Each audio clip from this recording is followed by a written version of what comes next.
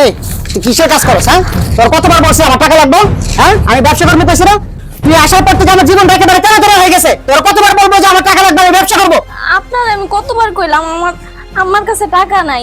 আপনি তো জানেনই ছোটবেলায় আমার বাপ মরে গেছে গা। আমার মা কত কষ্ট করে আমারে বড় করছে, পিড়া বেচে আমার মামার বিয়া দিছে। এখন আপনি কইতাছেন টাকা দিতে, আমার মা কই থেকে টাকা দিব আপনি কোন? শুয়োরের বাচ্চা, আমি এত কথা জানি না।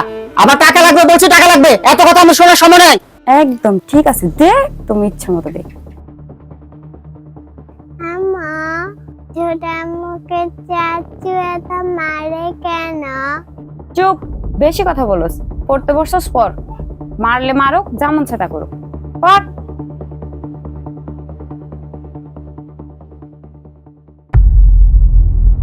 একদম।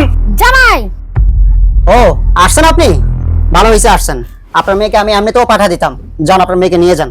সিসি বাবা, এটা তুমি কি কইতাছো? হ্যাঁ, আপনি যা শুনছেন তাই বলতেছি।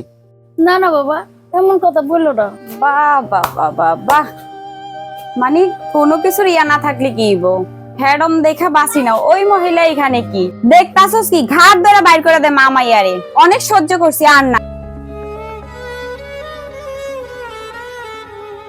হ্যাঁ, ওটাই করতে হবে। এদের যে পরিস্থিতি দেখতেছি, এদেরকে বাইর করে দিতে হবে, এছাড়া আর কোনো পথ দেখি না। এই বেরোন আপনারা এখান থেকে, যান।